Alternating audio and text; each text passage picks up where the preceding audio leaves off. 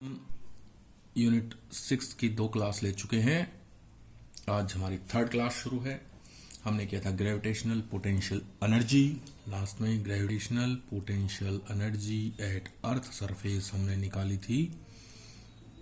Earth surface is equal to GMEM by R² minus का ME था mass of earth और R था radius of, sorry R² नहीं, R radius of earth, radius of earth. ठीक है, ये हमने किया था। अब नेक्स्ट हमारा टॉपिक है ग्रेविटेशनल पोटेंशियल।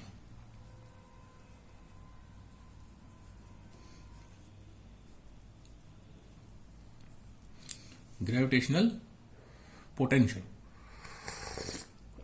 देखिए, हमारे पास क्या था कि हमने किया था ग्रेविटेशनल पोटेंशियल एनर्जी क्या है, इनफाइनाइट पे रखे किसी मास m को अर्थ पर किसी एक पॉइंट पर लाने के लिए किया गया वर्क डन क्या था हमारे पास, ग्रेविटेशनल पोटेंशियल एनर्जी, यही था किसी मास m को।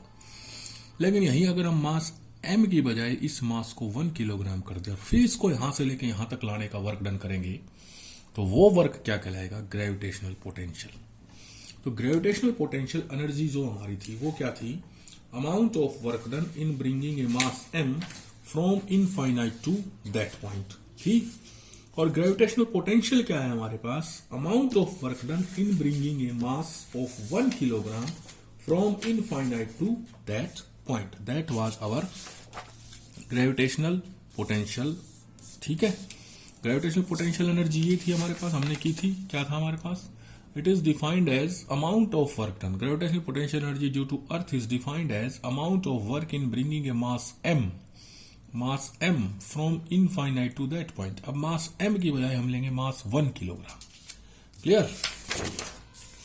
तो gravitational potential क्या है, it is defined as gravitational potential at a point, gravitational potential at a point due to earth, at a point due to earth is defined as amount of work in bringing mass of 1 kilogram from infinite to that point. Infinite से उस point तक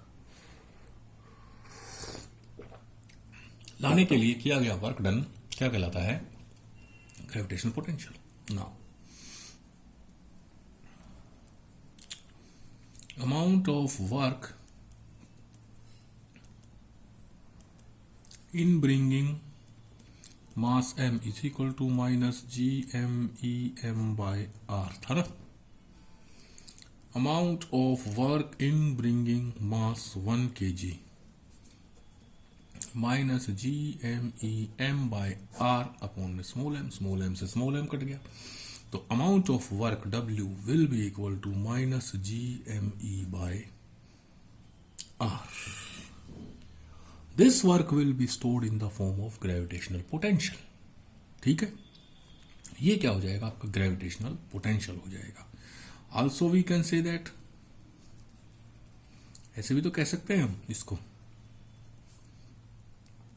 gravitational potential ये तो work हो गया, पूरा work per unit mass कह सकते हैं ना। क्लियर है? तो यहां से इसकी यूनिट क्या आ जाएगी, वर्क की यूनिट क्या हो गई आपके पास, जूल, और मास की हो गई किलोग्राम, तो यह आ गया joule kg minus 1। Gravitational potential is denoted by V। Gravitational potential को आप किससे डिनोट करेंगे, V से डिनोट करेंगे। किससे, V से। क्लियर है? So this is defined as gravitational potential, amount of work in bringing a mass of 1 kilogram from infinite। तो जी हमने क्या किया है, वर्क आ गया माइनस GME बाय R, तो ये वर्क 1 किलोग्राम मास को यहां से लेके यहां तक लाने के लिए किया गया वर्क क्या कहलाएगा हमारे पास? Gravitational potential. क्या कहलाएगा? ये हमारा ग्रेविटेशनल पोटेंशियल कहलाएगा। 1 किलोग्राम मास को लाने के लिए किया गया work.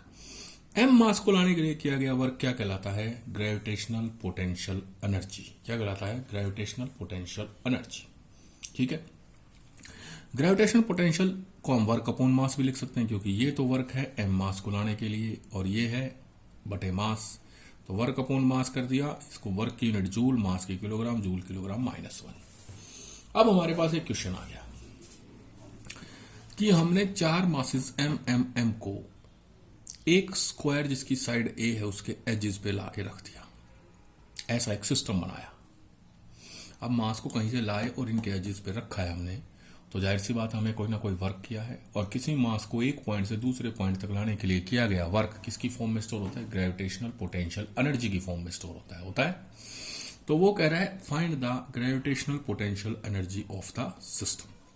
Let 4 mass is equal to m are brought and replaced at the corner of square. Gravitational potential को v से डिनोट करते हैं। स्क्वायर के हमने क्या रखा है? एजेस पे रख दिया है 4 मासेस को। Find gravitational potential energy of the system. सबको लाने के लिए कोई ना कोई वर्क डन किया है, तो हमें क्या चाहिए? उस सिस्टम की एनर्जी चाहिए। क्लियर? चलिए, हमने 4 मास लिए, सबको एक स्क्वायर के एज पे रख दिया। M M M M, distance A A A A. Clear? Side of the square A. Clear? अब याद कीजिए, जब हमने ग्रेविटेशनल पोटेंशियल एनर्जी किया था, हमने क्या किया था? ग्रेविटेशनल पोटेंशियल एनर्जी किया था, तो हमने एक केस किया था। हमने क्या किया था कि हमने निकाला था work is equal to minus के G M E M by R. This work will be stored in the form of gravitational potential energy. फिर मैंने कहा था हम इस मास को एक पॉइंट से दूसरे पॉइंट तक लेके गए हैं। ऐसे ही केस था उसमें। इस मास को यहां से लेके और यहां तक लाए हैं। अगर अर्थ होती ही ना, इफ देयर इज नो अर्थ, अगर अर्थ होती ही नहीं तो हमारे पास क्या होता? मास ऑफ अर्थ 0 होता। यही कहते ना, मास ऑफ अर्थ 0 होता तो हमारे पास क्या आता? ग्रेविटेशनल पोटेंशियल एनर्जी क्या आ जाती? 0 आ जाती। इफ ब्रिंगिंग मास m, हमें कोई वर्क नहीं करना पड़ता। क्यों? क्योंकि मास ऑफ अर्थ 0 होता। तो हमारे पास क्या आ जाता कि अगर पहले से कोई मास नहीं है तो किसी और मास को हम इजीली एक पॉइंट से दूसरे पॉइंट तक क्या कर सकते हैं? मूव करवा सकते हैं। ये आ गया हमारे पास। ठीक है, तो यही कॉन्सेप्ट हम यहां पर क्या करेंगे? अप्लाई करते हैं। चलिए करते हैं अप्लाई। अब क्या है हमारे पास? सबसे पहले इस मास m को हम लाए पॉइंट A पर, फिर दूसरे मास को B पर लाए, फिर तीसरे मास को C पर लाए, फिर चौथे मास को D पर लाए। क्लियर? यही है ना?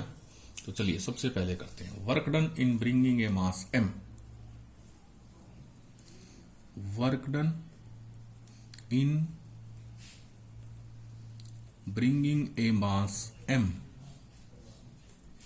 Eight A is equal to W1 is equal to 0। क्यों? क्योंकि यहां पर कोई और मास नहीं है। इसको लेके आए तो किसी ग्रेविटेशनल फील्ड नहीं है हमारे पास। तो क्या हो गया हमारे पास? टोटल वर्क डन क्या हो गया? इसको लाने का 0। क्लियर है? अब दूसरे को लाने का W1 work to bring mass M2 is m at B। अब इसको लाए तो पहले से एक मास है। फॉर्मूला बन गया minus G M M by A. Formula क्या था हमारे पास?